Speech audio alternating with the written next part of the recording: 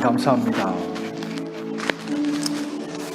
하나님께서 저희를 사랑하시고 저희들의 삶을 지키시며 저희들의 삶을 인도해 주셔서 고맙습니다.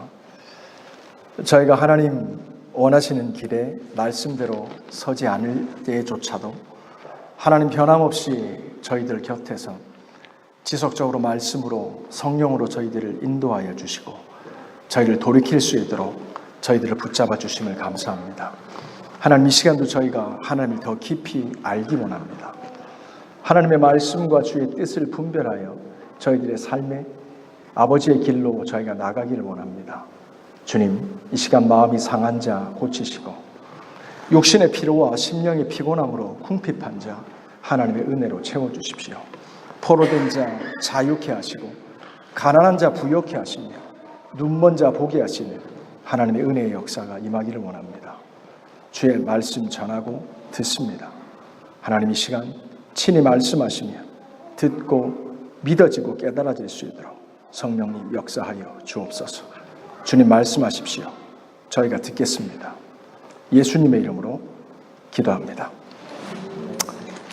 아멘. 아멘. 아멘. 자, 우리 옆에 좌우에 계신 분들 한번 주님의 이름으로 살짝 한 번 더 인사할까요? 하나님께서 여러분을 사랑하십니다. 한번 인사합시다. 좌우에 계십니다. 하나님께서 여러분을 사랑하십니다. 하나님이 여러분을 사랑하십니다. 하나님이 여러분을 사랑하십니다. 오늘 말씀의 제목 한번 같이 따라합시다. 주는 것이 받는 것보다 더 복되다. 한 번 더 합시다. 주는 것이 받는 것보다 더 복되다. 이 말씀을 믿으시는 분만 아멘 합시다. 네 분 정도 안 하신 것 같아요.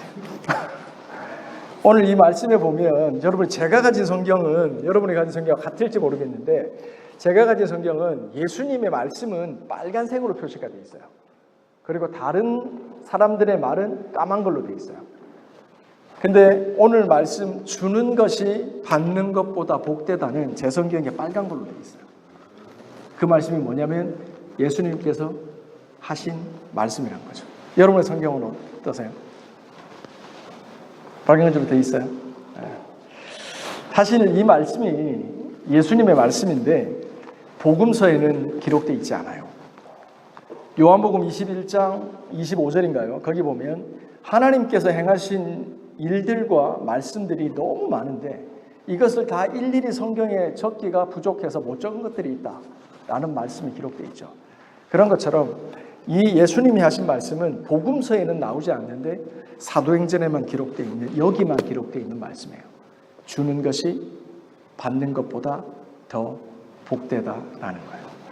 제가 목회를 하다 보니까 여러 가지로 이렇게 그 성도들을 이렇게 구분하게 볼 수 있잖아요. 그러니까 보니까 좀 이렇게 주는 게 잘 되는 분이 있고 좀 받는 게 더 잘 되는 분이 있는 것 같아요. 그래서 우리가 보면 나는 태어날 때부터 좀 이렇게 주기를 더 좋아하는 사람인가 보다. 나는 태어날 때부터 좀 받는 게 더 편한 사람인가 보다 라고 생각을 해요. 틀린 말은 아닙니다. 하지만 그것은 저희가 믿음을 빼고 그냥 육체로 그냥 일반적으로 사람들에 대해서 얘기할 때 그렇게 얘기할 수 있고요. 우리가 믿음을 가지고 얘기를 하다 보면 이건 좀 달라져요. 왜냐하면 우리가 믿음을 가지게 되면 내가 어떤 DNA를 가지고 내가 어떤 유전자와 어떤 기질을 가지고 태어났느냐에 갇혀서 살아가지 않아요. 그런 것들이 내 안에 어떤 캐릭터로, 퍼스널리티로 남아있지만 그런 거와 다른, 전혀 다른 캐릭터와 전혀 다른 퍼스널리티가 나온다는 거죠. 어떤 퍼스널리티, 어떤 캐릭터예요? 예수님의 캐릭터와 예수님의 퍼스널리티가 나온다는 거예요. 우리가 믿음을 가진다는 건요, 예수님을 믿는다는 건 예수님이 내 안에 들어오신다는 거예요. 예수님을 믿는 사람들과 믿지 않는 사람의 차이는 내 안에 예수 있다, 내 안에 예수 없다, 이 차이예요. 그래서 우리가 믿는 것처럼 성경에도 보면 예수님이 나중에 부활하셔서 재림하셔서 다시 이 땅에 심판주로 오시지 않습니까? 그때 모든 사람이 예수님 앞에 다 줄을 서요. 그리고 하나님과 1대1 면담을 가지죠. 그때 부활하신 다시 오신 재림 예수님이 그 줄 서 있는 구름 같은 백성들 가운데서 확인하는 거 하나예요. 내 안에 예수 있다, 내 안에 예수 없다라는 거예요. 우리가요, 저는 지금도 그 기억하는 게, 요번에 우리 시연이 동생 서연이가 태어났잖아요. 그래서 누굴 닮았어요? 제가 물어봤어요. 그랬더니 재혁 집사님은 시연이 똑같아요, 이렇게 얘기를 하더라고요. 우리가 잘 모르겠어요. 아직까지 뭘 보고 그런지 모르겠지만, 외모를 보고 그런지 모르겠지만, 제가 자녀가 좀 많지 않습니까? 그렇죠? 넷이잖아요. 근데 애기들이 지금, 애기라고 하긴 그렇지만 애들이 많이 컸죠. 16살이 되고 9살이 되고 이랬으니까. 근데 이 애기들을 임신했을 때 아내에게 일어났던 변화에 대해서 제가 지금도 기억해요. 저희 아내는 지금도 우유를 잘 못 마셔요. 여러분 그런 분들 계시죠? 우유가 안 받아서 먹으면 배 아픈 사람. 저희 아내는 전형적인 그런 사람이에요. 근데 저는 우유를 물보다도 더 좋아해요. 그래서 제가 중학교 3학년 때부터 고1 때까지 키가 40cm가 컸거든요. 1년 만에. 그때 우유를 물보다 더 많이 마셨어요. 첫째 예인이를 딱 가졌는데 저희 아내가 아기가 자라면서 뭘 찾기 시작해요? 우유를 찾기 시작해요. 그리고 우유를 벌컥벌컥 마시기 시작하는 거예요. 그래서 저는 알았죠. 이 자식 날 닮았구나. 그리고 셋째가 딱 됐어요. 둘째는 할 얘기가 너무 많아서 파스하고, 그 다음에 셋째가 딱 됐어요. 셋째 예영이를 딱 뵀는데 저희는 몰랐죠. 근데 셋째가 저희가 딸이에요, 아들이에요? 아들이잖아요. 근데 저희 아내가 원래 고기를 잘 좋아하는 분이 아니에요. 물론 지금은 아침에 삼겹살을 드시기도 하지만, 근데 셋째를 딱 가졌는데 테스코를 가잖아요. 한참 가다 보니까 아내가 없어. 여보 어디 있어? 그러니까 저기서 고기 코너에서 이러고 있는 거예요. 이러고 고기 보면서 너무 먹고 싶다는 거죠. 스테이크. 이런 게 첫째 때, 둘째 때 있었던 일이 아니에요. 한 번도 있지 않았어요. 아들을 배에 가졌을 때 예영이라고 하는, 저도 고기를 되게 좋아하거든요. 그래서 제가 알았죠. 이놈 남자구나. 이놈 아들이구나. 이놈 나 닮았구나. 알았죠. 우리가요, 예수님을 믿는다고 하는 건 정말 신비하고 놀랍고 인간의 언어와 과학으로 설명을 하지 못하는 게 틀림이 없습니다. 하지만 그것만이 아니라 설명이 되어지고 이해가 되어지는 부분도 있어요. 주님이 우리 안에 오시고 내가 주님을 믿어서 그분이 내 안에 사신다고 하는 것은 뭘 의미하냐면 내 안에 그분의 캐릭터와 그분의 퍼스널리티가 나타나기 시작한다는 거예요. 옛날에는 나의 기질, 나의 성격이 있잖아요. 이것만이 있었는데 내가 예수님을 믿으면서부터는 내 안에서 예수의 캐릭터와 퍼스널리티가 나타나기 시작한다는 거죠. 그 중에 대표적인 게 뭐예요? 예수님은 주시는 분이에요. 예수님은 어떻게 주셨어요? 그분은 자신을 전부를 우리에게 주신 거예요. 하늘 보좌를 버리고 우리를 구원하시기 위해서 그분은 자신을 화목 제물로 우리에게 주신 거예요. 이걸 성경은 뭐라 그러죠? 은혜라고 해요. 우리가 예를 들어서 조 집사님이, 목사님 요즘 피곤하시죠? 제가 점심 한번 살게요. 이러면 제가 다음에 요번에 얻어먹고 다음에 밥을 한번 살 수 있어요. 요번에 이성훈 집사님, 목사님 여기 들어오시는데 커피 한잔 하시죠? 그래서 저한테 아이스 커피를 한 잔 사주세요. 그럼 제가 다음에 또 아이스 라떼 한 잔 사줄 수 있는 거예요. 이건 은혜가 아니에요. 은혜는 내가 보답할 수 없는 것을 받은 게 은혜예요. 그러므로 갚을 길이 없는 거예요. 이게 은혜예요. 하나님께서 우리에게 주신 게 은혜란 말은 자신의 하나밖에 없는 아들을 주셨다는 게 왜 은혜냐면 우리가 보답할 방법이 없는 거예요. 무슨 말이냐면 하나님께 갚을 수 없는 것을 받은 사람은 그 삶에 어떤 변화가 일어나기 시작하면 주기 시작하는 거예요. 내 삶에 하나님이 허락하신 것들, 내 삶에 주님이 주신 것들을 주기 시작하는 거예요. 나눠 주기 시작하는 거예요.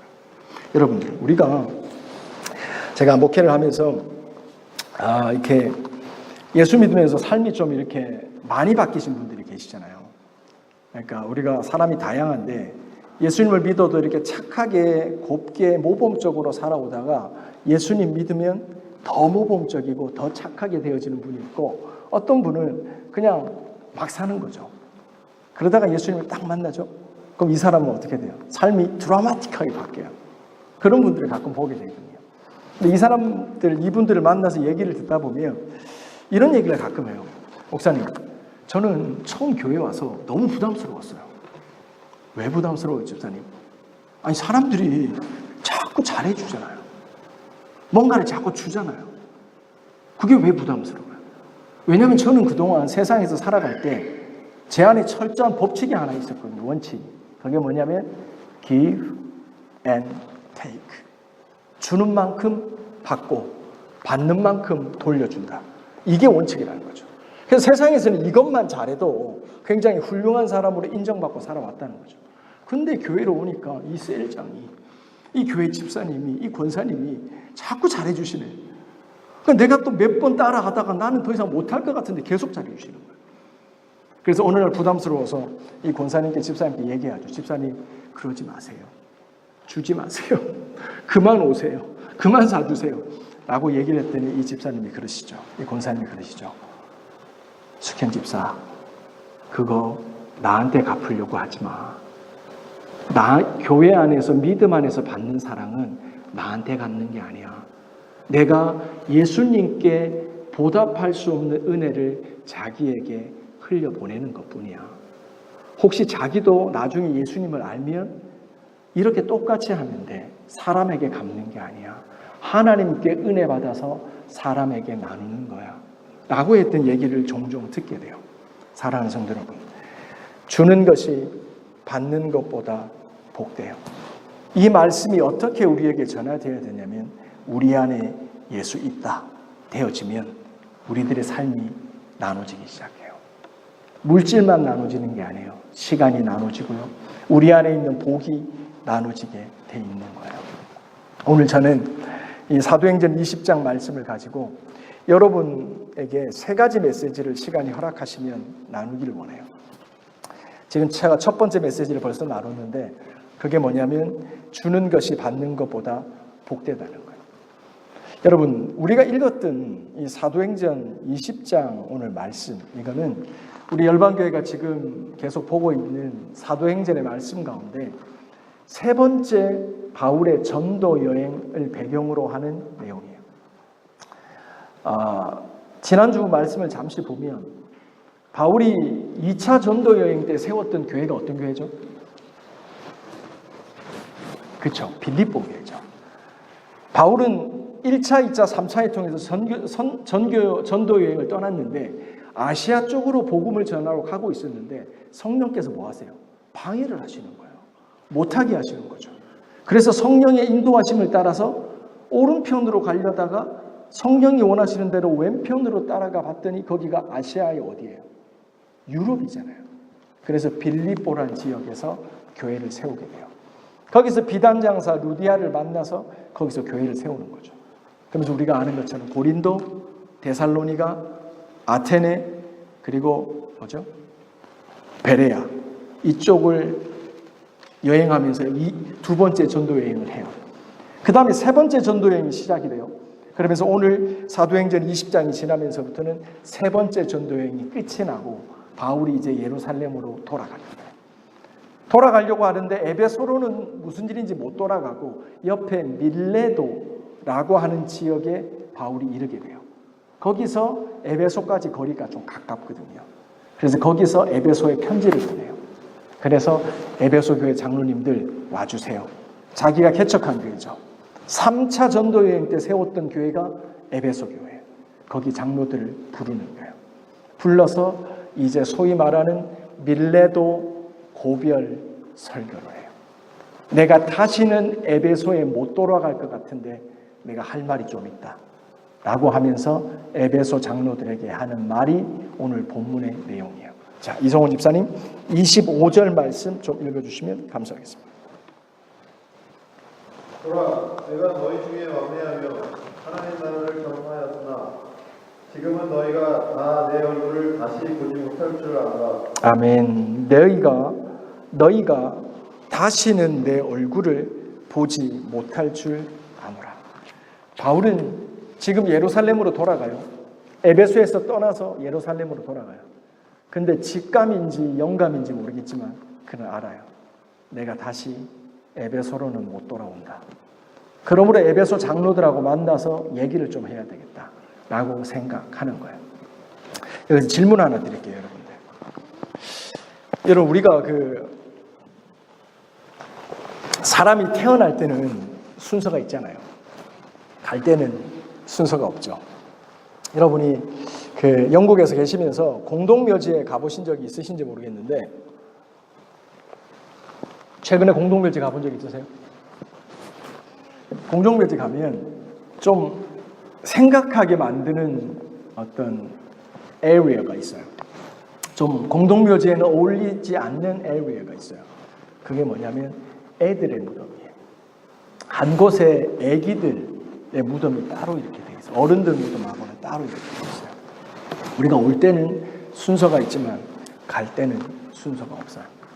근데 만일 하나님께서 은혜로 재혁아, 내가 너 가는 날 알려줄게 이러고 하나님이 알려주신 거 예를 들면, 그래서 내일 하나님께서 나를 데려가신다 라고 알려주셨으면 여러분은 사랑하는 여러분의 가족에게, 사랑하는 여러분의 주변에서 그동안 나에게 사랑을 주고 내게 힘이 됐던 사람에게 이 세상에서 가장 마지막에 어떤 말을 남기고 싶으세요?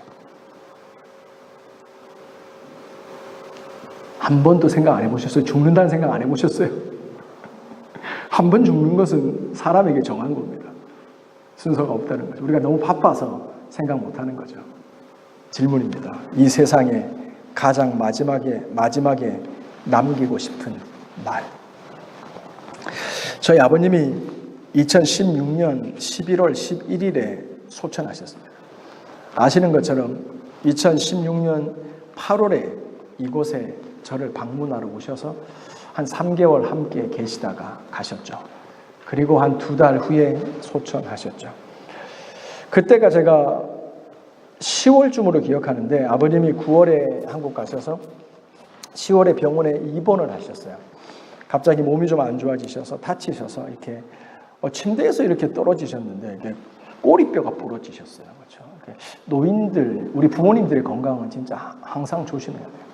그래서 이제 그 병원에 입원을 하셨는데 제가 또 막내 아들이라 이렇게 좀 살가운 면이 좀 있어요. 여러분 믿기지 않겠지만. 그래서 부모님께 전화를 굉장히 자주 해요, 저는. 저희 요즘은 아니지만 거의 매일 해요, 저는. 특별한 내용은 없어요. 반문나 뭐 이런 버전이에요, 주로. 잘 계세요, 뭐 이런 거예요. 그날도 아버님께 전화를 했는데 아버지가 굉장히 자주 전화하니까 내용이 별게 없거든요. 근데 그날따라 문득 던지신 말씀인데 지금도 제 기억 속에 남아있는 말이 있어요. 박 목사, 자네가 엄마 곁에 있으니 내 마음이 놓인다. 생뚱맞잖아요, 갑자기. 한 일주일에 서너 번 통화하는데 아버지가 갑자기 어느 날 생뚱맞게 박 목사, 자네가 엄마 곁에 있으니까 내 마음이 놓인다. 이 말씀을 흘리셨어요, 그냥.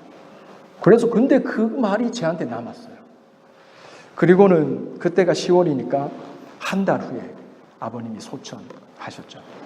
그리고 저는 여러분이 아시는 것처럼 아버지 임종을 못 봤어요. 그리고 제가 한국에 도착했을 때는 이미 입관이 돼 있었기 때문에 제 아버지의 마지막 모습을 좀 못 봤어요.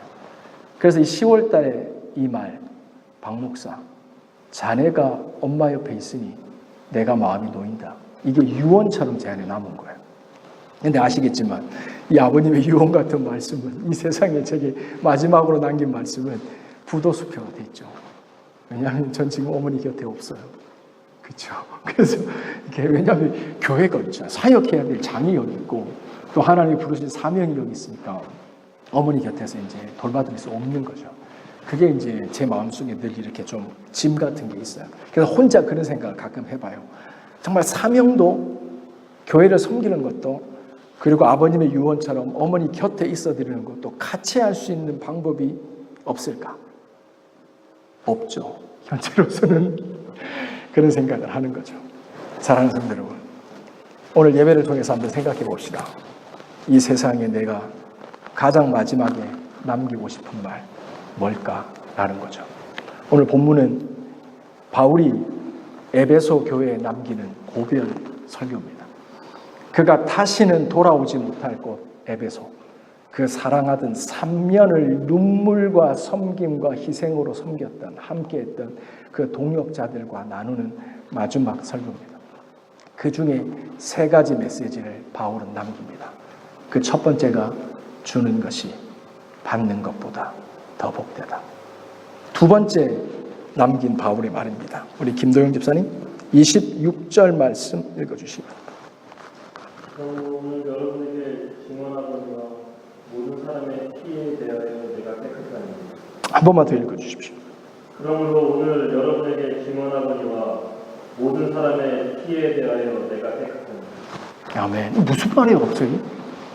모든 사람의 피에 대해서 내가 깨끗하다 라는 말을 하는 거예요. 이거를 그냥 읽어서는 이게 무슨 말인지 이해가 잘 되지 않아요. 여러분 그거 아세요? 이 자리에는 우리 사랑하는 그 자녀들도 있는데 제가 이 세상에서 가장 마지막에 남기고 싶은 말 가지고 다음에서 검색을 좀 해봤더니 기독교 그 센서스 회사에서 이 설문지를 했더라고요. 그랬을 때 나타나는 가장 많은 퍼센테이지의 말, 46%를 차지했던 말이 뭐냐면 천국에서 다시 보자. 천국에서 다시 보자. 예인아, 천국에서 다시 볼 수 있을까 우리? 이거는 둘 다 믿을 때 가능한 일이에요. 그렇죠? 아버지가 믿고 자녀가 안 믿으면 천국에서 못 만나요. 두 번째가 사랑한다. 세 번째가 미안하다. 마지막이 그 다음이 화목하게 잘 지내라. 이게 부모님들이 먼저 세상을 떠나실 때 이 세상에 남기는 마지막 말 1위부터 4위까지래요. 천국에서 보자, 사랑한다, 미안하다, 화목하게 잘 지내라. 사도 바울은 이거와 전혀 상관없이 말을 넘깁니다. 내가 모든 사람의 피에 대해서 깨끗하다. 이 말씀을 이해하려면요, 우리는 사도 바울이 구약 성경에 대해서 아주 능통했던 사람이라는 걸 이해해야 됩니다. 사도 바울은 이 말씀을 할 때 그는 에스겔 3장을 알고 있었다고 보여집니다. 에스겔 3장에 보면 파수꾼의 사명이라는 게 등장합니다. 내가 이스라엘 중에 파수꾼을 세울 것인데 그 파수꾼이 이스라엘 백성에게 그들이 범죄하여 하나님을 떠날 때 파수꾼이 외쳐서 말하라는 거예요. 그래서 그 파수꾼의 말을 듣고 그 사람이 돌이키면 그도 구원받고 파수꾼도 하나님께 칭찬받는다는 말이죠. 그런데 파수꾼이 외치질 않는 거죠. 범죄하고 하나님이 원하시는 믿음의 길로 가지 않는데 그냥 수수방관하는 거죠. 바빠서 그런가 보다. 이유가 있겠지. 죄 짓는데 이유가 있겠지. 하나님 찾지 않고 하나님께 예배하지 않는데 이유가 있겠지. 이러고 무관심해버린다는 거예요. 그럴 경우에 하나님이 얘기하십니다. 그 사람의 핏값을 내가 너에게서 파수꾼에게서 찾겠다라고 얘기하는 거예요. 그 핏값이 이 핏값인 거예요. 우리 에스겔 3장으로 한번 가봅시다. 자, 우리 김숙현 집사님께서 좀 찾으셔서요. 에스겔 3장 말씀입니다.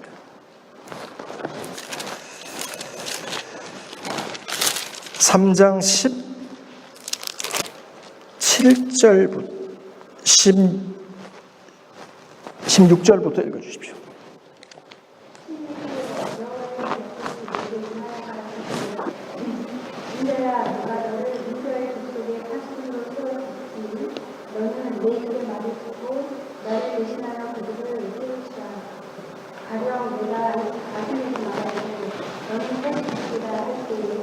내가 키우시지 아니하구나. 말로 아들에게 일러서 그 악한 일을 떠나 아들은 그 앞에서 죽이려니와 내가 그 피값을 내 손에서 찾을 것이고 내가 아들을 세우시되 그가 그 악한 마음과 악한 생각을 멈추지 않으면 이는 그 앞에서 죽이려니와 너는 내 생명을 보존하리라. 또 의인이 그 의에서 부딪혀 악을 행할 때에는 이미 행한 그 의인은 기억할 바 아니라 내가 그 앞에 거친 것을 보면 그가 죽었으니 이는 내가 그를 깨우치지 아니니라. 그가 그 죄 중에서 죽으려니와 그 피값을 내가 내 손에서 찾으리라. 그러나 내가 그 의인을 깨우쳐 범죄치 않게 하므로 그가 범죄치 아니하면 정령하리니 이는 깨우침을 받으며 내게 내 영혼을 유존하리라. 아멘. 설명드린 것처럼 파수꾼의 사명이라는 그런 거죠. 하나님이 원하시는 건 그거예요.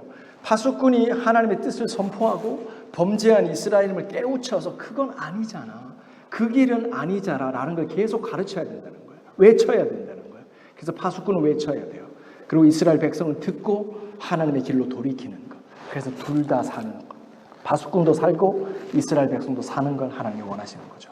근데 파수꾼이 외치지 않으면 백성들이 범죄인 줄 몰라요. 하나님을 떠난지를 몰라요. 하나님 앞에 범죄했는지를 몰라요.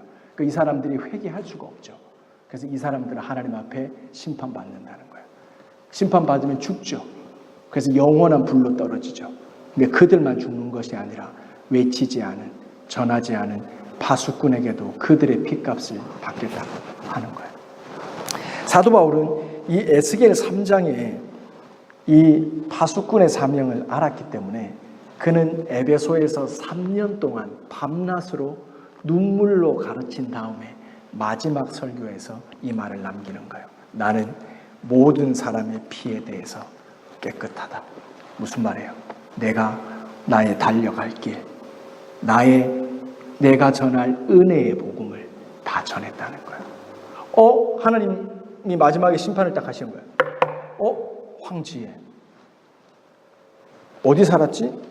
킹스턴. 예수 그리스도가 내 안에 있나 없나 이거 확인한다 그랬잖아요. 황제, 왜 예수 그리스도가 너 안에 없지? 제가 킹스턴에 살았는데 제게 복음을 알려준 사람이 한 명도 없었어요. 진짜?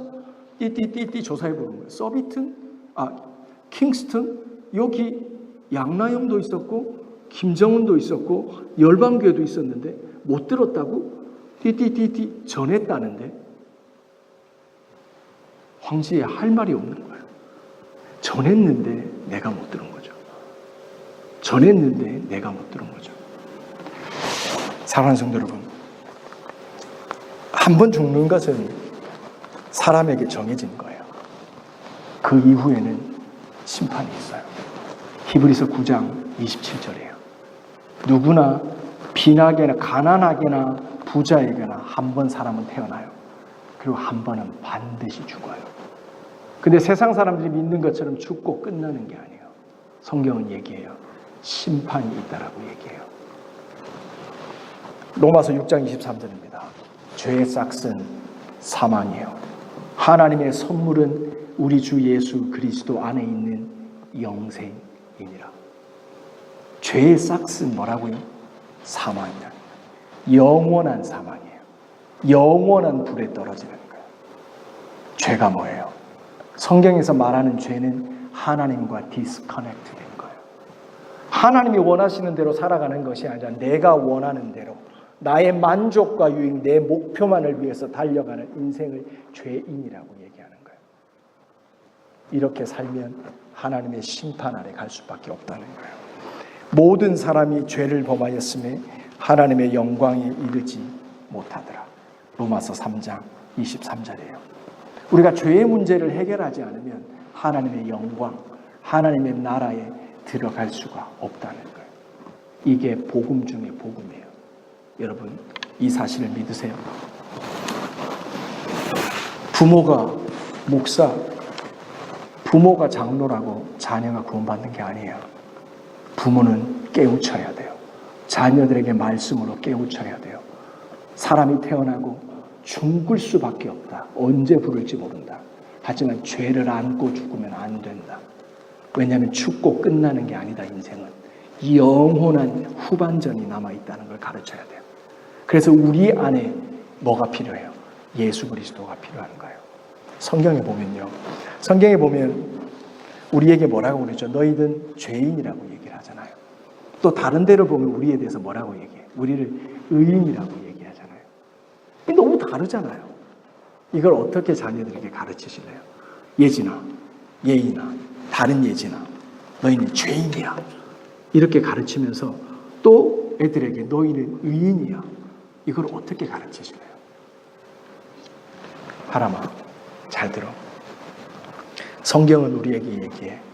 우리는 죄 가운데 태어났어. 우리는 죄인이야. 이 말은 나 중심적으로 살 수밖에 없어.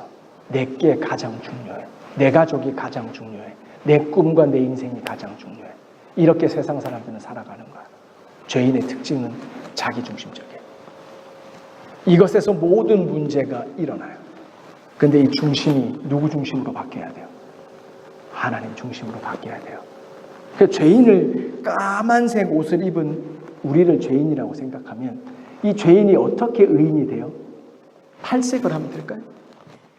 아니죠. 이 까만 옷을 입은 죄인이 내 까만 얼룩을 치우는 게 아니에요. 이렇게 예수 믿으면 안 돼요.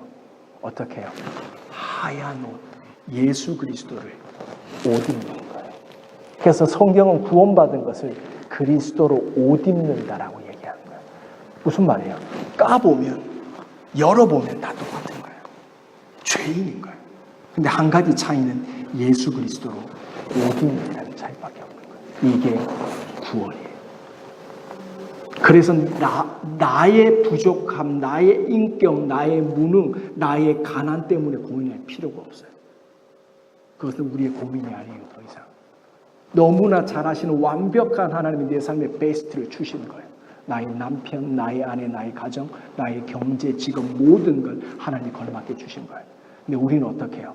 더 못 가져서, 더 부족해서 뭔가 세상적 가치로 절망하며 비교해요. 그게 아니에요. 우리의 고민의 포인트는 뭐예요? 제혁 집사님, 내가 그리스도를 옷 입었냐라고 하는 거예요.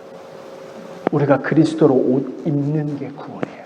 우리 자녀들에게 이 그리스도로 옷 입혀야 돼요.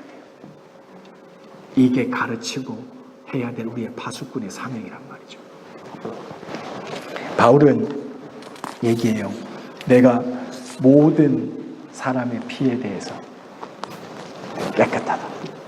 여러분, 사랑하는 열방교회 성도 여러분, 여러분의 자녀들에게, 여러분의 이웃들의 피에 깨끗하시나요?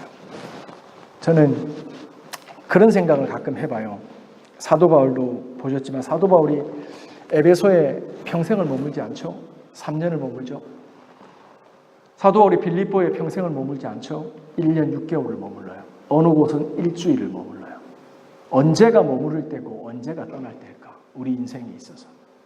이 관점에서 바라보고 파수꾼의 사명에서 관점에서 바라보면 하나님이 주신 말씀, 나의 달려갈 길이라고 하는 것, 그것이 온전하게 전달되어졌습니다. 더 이상 나를 통하여 들을 새로운 메시지가 없을 때 우리는 떠나야 될 때가 가까웠다고 얘기하는 것. 이게 사명자의 길인 거죠. 내 자녀도 마찬가지예요. 언제 우리가 우리에게 부탁하신 자녀들을 세상으로 안전하게 보낼 수 있어요? 그가 이제 그리스도로 옷 입었다 라는 게 보여지면 그때는 마음 놔도 되는 거죠. 근데 내가 정말 정직하게 하나님 앞에서 보는데 그리스도로 옷 입고 있지 않아요. 인물은 너무 잘생겼어. 세상에서 학벌은 너무 좋아. 직업도 너무 좋아. 근데 한 가지, 그리스도로 옷 입고 있지 않아요. 부모가 울면서 금식하는 기도예요. 이게 우리의 몫이에요. 바울은 에베소 교회 고별 설교를 하면서 유언처럼 남깁니다. 나는 모든 사람의 피에 대해서 깨끗하다.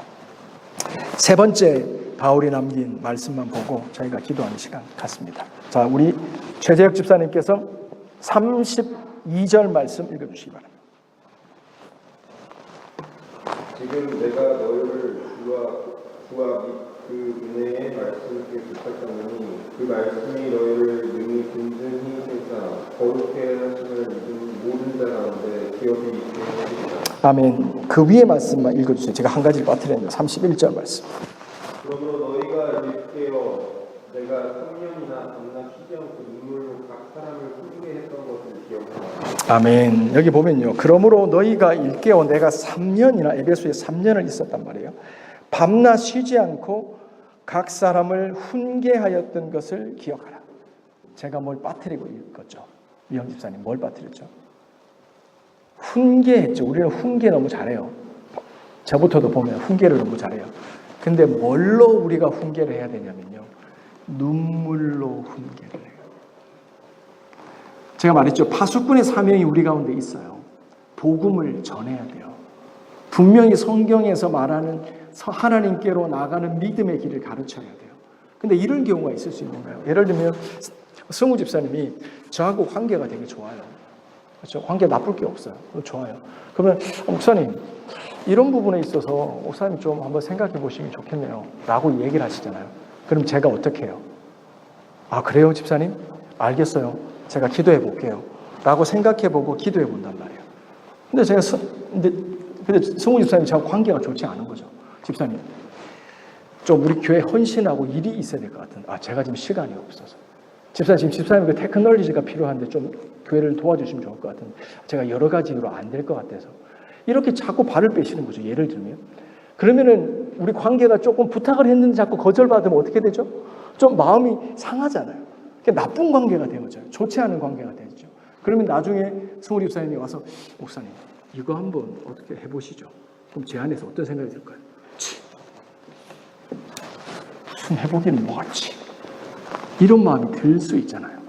여러분 파수꾼의 사명을 감당하는 거 중요해요. 하지만 더 중요한 게 있어요.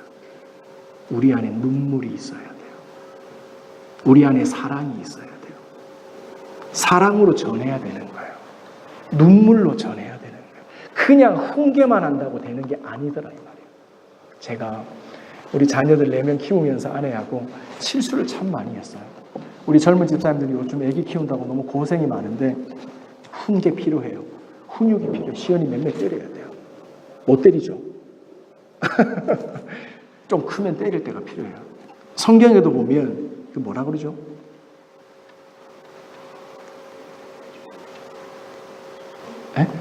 성경 용어가 있는데 제가 지금 잘 기억이 안 나요. 우리 본성이 악하기 때문에 맴매로 끊어줘야 될 때가 있어요. 근데 제가 그걸 잘했거든요. 맴매 훈육하고 이런 거 잘했거든요. 근데 제가 잘 못했던 게 있어요. 그게 뭐냐면 사도 바울이 말했던 것처럼요.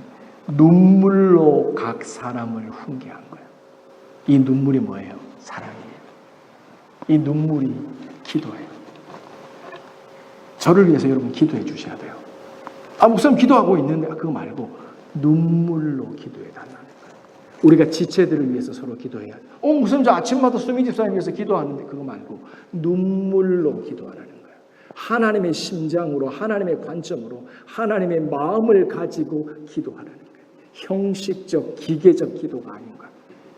이런 기도와 눈물과 사랑이 되어졌을 때 뭐가 온전하게 열려지고 되어져요? 파수꾼의 사명이 되어지고 열려지는 거예요. 여러분이 전해도 듣질 않아요. 여러분이 예수를 얘기하고 십자가를 말해도 듣지 않아요. 왜? 그들이 바라볼 때 우리는 눈물이 없는 거예요. 그들이 바라볼 때 우리는 사랑이 없는 거예요. 그리고 맞는 말만 해요. 성경 말만 해요. 그들이 듣고 돌이키질 않아요. 우리에게 눈물과 기도와 사랑이 있어야 된다는 거죠. 아멘이세요? 저부터 부족해요. 저부터 눈물을 회복하려고요. 눈물을. 제가 은혜가 충만하면 그런 게 있어요. 제가 목회를 하다 보니까 은혜가 제 안에 충만하고 성령이 제 안에 충만하잖아요. 그러면 강단에 서면 눈물이 나요. 신기하죠. 기도를 하죠. 그럼 눈물이 나요. 근데 제가 은혜가 마르죠. 제가 하나님과 좀 거리가 생기죠. 그러면 기도할 때 눈물이 안 나요. 그렇게 뭘 알고 통곡하는 게 아닌데 성령께서 내 안에서 드라이브를 걸어 나가시는 통곡하고 애통해하는 그 마음이 느껴져서 내가 그 영을 따라서 기도하면서 울더라 이 말이에요. 강단에 섰는데 어느 교회건 강단에 섰는데 아버지의 마음이 느껴져서 전하면서 막 심령에 눈물이 흐르는 거예요. 근데 언젠가부터는 이 은혜가 마르면 나이스하게 정해진 대로 딱 전하고 내려와요. 눈물이 말라가는 걸 보게 돼요. 여러분들, 우리가 눈물을 회복해야 돼요. 하나님 앞에 진정으로 엎드려야 돼요. 그래야 이 파수꾼의 사명이 온전히 이루어질 수 있는 거예요. 32절 말씀 제가 다시 한번 읽어드립니다. 지금 내가 너희를 주와 및 그 은혜의 말씀께 부탁하노니 그 말씀이 너희를 능히 든든히 세우사 거룩하심을 입은 모든 자 가운데 기업이 있게 하시리라. 이 말씀에 보면요, 어떤 표현에 주목하기 원하냐면 그 은혜의 말씀에 부탁하노니 라는 거예요. 자, 생각해 보세요. 우리 이제 예수님께서 십자가에 죽으시고 이제 하늘로 승천해서 올라가실 때가 됐어요. 그랬더니 어찌됐든 인간사 육으로 만난 내 육신의 어머니가 계시잖아요. 누구죠? 마리아죠. 그래서 이 내 육신의 어머니 마리아가 계속 눈에 밟히고 신경이 쓰이잖아요. 염려가 되잖아요. 그래서 이 마리아를 누구에게 부탁해요? 요한에게 부탁해요. 내 어머니 마리아를 잘 돌봐달라고 부탁해요. 더 이상 예수께서 육신으로 함께할 수 없기 때문에 육신의 어머니 마리아를 요한에게 부탁하는 거예요. 바울은 더 이상 에베소에 있지 않아요. 다시 에베소로 돌아오지 않아요. 그래서 이 사랑하는 교회, 이 사랑하는 믿음의 동지들을 누군가에게 부탁해요. 어디에 부탁해요? 은혜의 말씀께 부탁하라.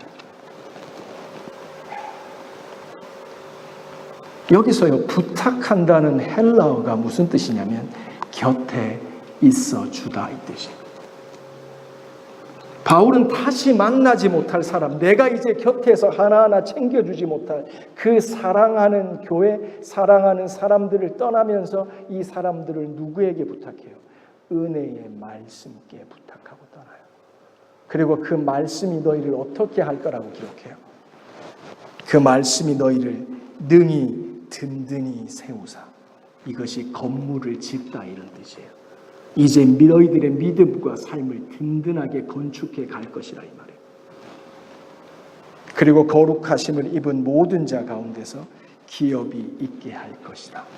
다른 박제라에서 하나님께 상급이 있게 할 것이다 라고 하나님의 말씀께 부탁을 해요. 사랑하는 성도 여러분, 이 말씀을 보면서 저는 누가 생각났는지 아세요? 모세가 생각났어요.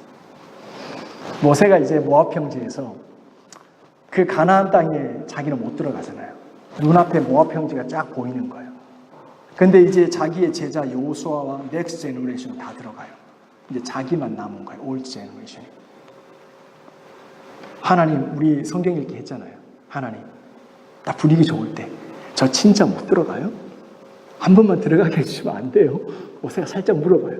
그때 하나님이 다시는 말 꺼내지 마라 라고 딱 자르잖아요. 그래서 모세가 마음 접어요. 그런 다음에 모압 평지에서 신명기를 설교하지 않습니까? 그러면서 이제 너희가 들어가서 싸워야 된다. 약속의 땅을 전쟁으로 취해야 된다 라고 여호수아를 세워놓고 유언처럼 얘기해요. 그게 여호수아 1장 말씀이에요. 여호수아 1장 8절로 가봅시다. 자, 우리 양나영 자매님께서 드보라 되시지만 하여튼 여호수아의 심정으로 여호수아 1장 8절 말씀을 좀 읽어주시면 감사하겠습니다. 이게 모세가 여호수아에게 유언처럼 남긴 말의 일부예요. 8절이에요.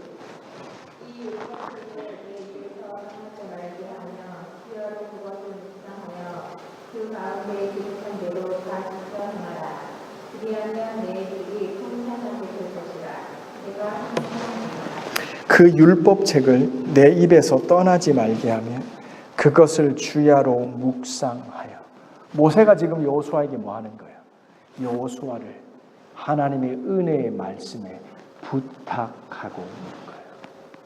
우리가요, 성경 어디를 봐도요, 믿음의 사람들은 이제 더 이상 육적으로 함께하지 못할 때 그들은 이 사랑하는 사람, 사랑하는 교회, 그의 소중한 모든 것을 누구께 부탁하냐면 하나님의 말씀께 부탁해요.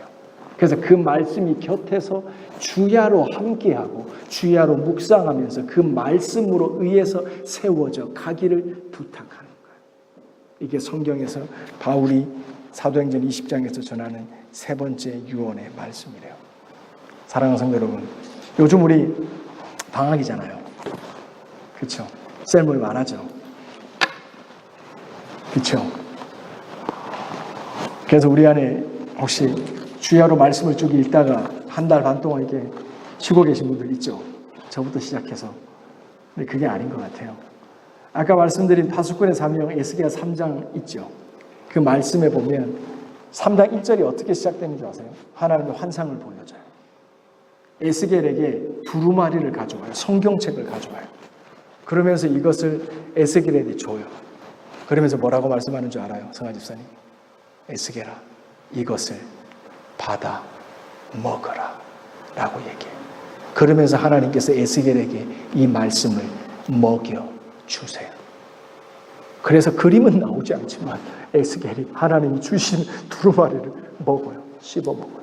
그러면서 하나님이 뭘 하시는 줄 아세요? 이 말씀을 너의 배에, 너의 창자에 가득 채워라 라고 얘기해요.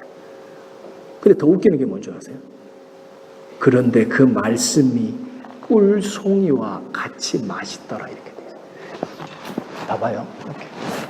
아착아착아착해서 들어가서 창자에 채워지는데 부담스러운 이 말씀이 들어가면서 성경이 뭐라고 그래요? 이 말씀이 꿀송이와 같이 달더라 이 말이에요. 사랑하는 성도 여러분, 우리들의 믿음은 전통이 아닙니다. 우리들의 믿음은 의무가 아닙니다. 생명입니다. 관계입니다. 하나님의 말씀과 주야로 함께한다는 건요, 좋아하고 사랑하지 않고는 불가능한 거예요. 의무적으로 주야를 같이 할 수 있다고 보세요. 어렵습니다. 성우 집사님 데이트할 때 기억나시죠? 우리 다 기억나죠? 누가 시켰나요? 자연스러운 관계인 거예요. 생명인 거예요. 그게 어떻게 우리를 든든히 세워나가는 거예요. 지켜나가는 거예요. 그리고 그 말씀이 우리를 결국은 하나님의 기업 얻는 자로 우리를 붙들어 가신다는 거죠. 사랑하는 성도 여러분, 사도 바울이 에베소 교회에서 남기는 세 가지 유언의 말씀을 저희가 다시 기억합시다. 하나님의 은혜의 말씀 가까이 저희가 돌아가야 됩니다. 그리고 그 말씀을 우리 먹으면서 우리들의 창자까지 그 말씀을 채우고 그 말씀이 우리 안에서 주시는 것들을 선포해야 돼요. 이게 파수꾼의 사명이에요. 그리고 이를 위해서 우리는 사랑과 눈물의 기도를 회복해야 돼요. 그리고 그리스도께서 우리 안에 계심으로 마지막으로 기억할 것, 주는 것이 받는 것보다 복되어 보답할 수 없는 은혜를 받았으니 이제는 우리 안에 있는 것을 나눠주는 거예요. 우리 자리에서 일어납시다.